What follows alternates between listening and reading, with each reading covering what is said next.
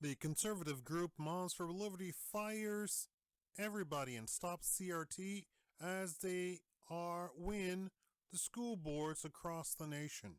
On Tuesday evening, the Berkeley County School District in South Carolina swore in the board members who were elected this last week, 6 of whom who were endorsed by the conservative activist group Moms for Liberty. Within 2 hours, the school board had voted to fire the district's first black superintendent, terminate the district's lawyer, ban critical race theory, and set up a committee to decide whether certain books and materials should be banned from schools. In addition, the board voted to replace the chair with Mac McQuillan, a local attorney, and one of the board members backed by Moms for Liberty. The rapid moves Tuesday in the Berkeley County District, the 4th largest in the state, showed the impact of Moms for Liberty's focus on electing conservative school board members and prompted uproar among some community members in attendance. Moms for Liberty said it would have endorsed more than 500 school board candidates across the country in the last year, 49% of who had won. The organization candidates were highly successful in Florida, but they had mixed results in Arkansas, California, of course, Michigan, and other states. Moms for Liberty celebrated the 6 candidates' wins in Berkeley County as an example of flipping a school board in favor of people who, quote unquote, value parental rights, a term that apparently the left thinks is some sort of radical idea. 4 of the candidates, including McQuillan, were incumbents, while the 2 others were new to the board. They promised more curriculum transparency and fiscal responsibility and to put a stop to the quote-unquote woke agenda. Another thing that people on the left and a lot of the big tech people want to consider to be some sort of insult. Just as a side note, woke is a term that was stolen, as a lot of terms are these days, in the past 20 years, when super liberals were listening in on black people talking to black people. There was a whole movement amongst black people to wake up to the notion of understanding what the left and liberals and communism and socialism and how it wrecks the black community. The term surrounded wake up, you go woke, that whole deal. Well, that's what it actually meant. It had nothing to do with gays, had nothing to do with homosexuality, had nothing to do with critical race theory, had nothing to do with social justice, another term that was stolen by liberals from black people, and they, of course, misinterpreted the meaning completely. But since they like the way black people talk, they use the words and they bastardize the words, and there you have it. They stole the term woke from black people, then changed it to mean all this sort of garbage that you see, that has nothing to do with people actually waking up or people actually being aware of what is actually going on around them.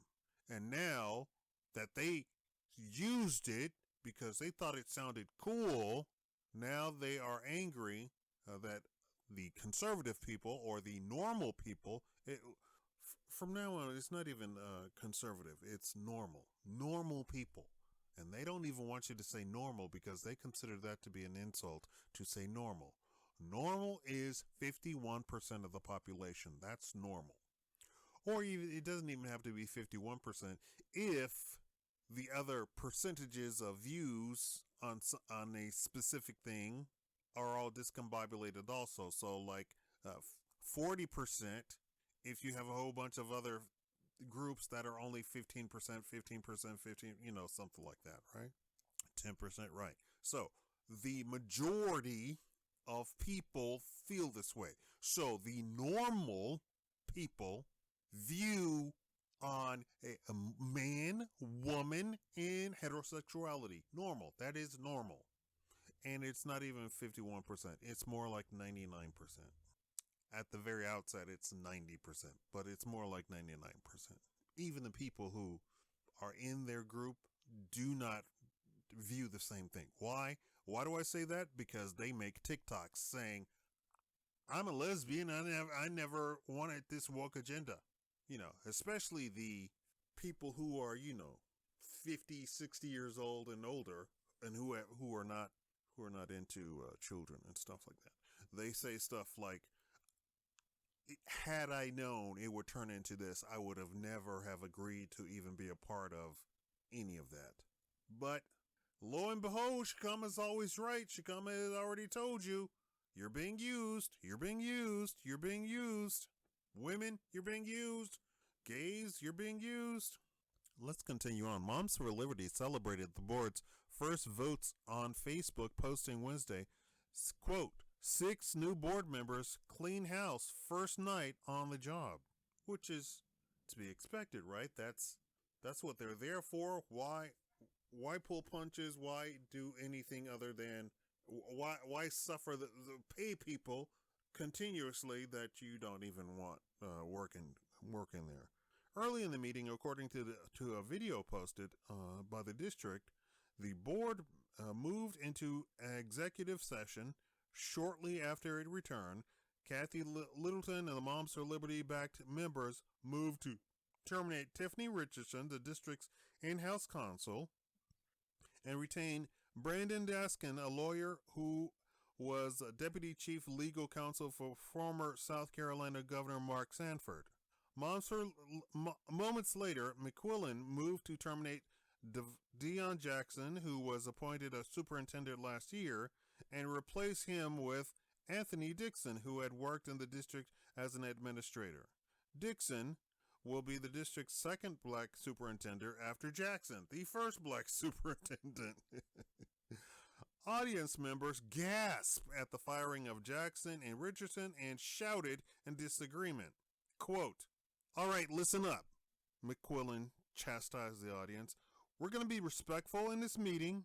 You may not agree with our votes, but I ask that you please be respectful and calm. What kind of example are you setting for children disrupting a meeting like this? NBC reports that they were not able to get any sort of cooperation or statements from the board members after this report. As I had said, the Moms for Liberty-backed candidates first of all, they were successful. There was nobody else more successful than they were. 49% of the candidates that they backed won, period. Meaning they were completely successful. And again, it is not a question of conservative, it's a question of normal. Parents. They're for parents. They don't ask the parent what the parent believes in. They say this is what is here. School is for one thing, educating children, not indoctrinating children. Indoctrination will not be tolerated, and they fire anybody who is not going along with the education instead of indoctrination. Thank you all so much for watching the Shakaama Live Show.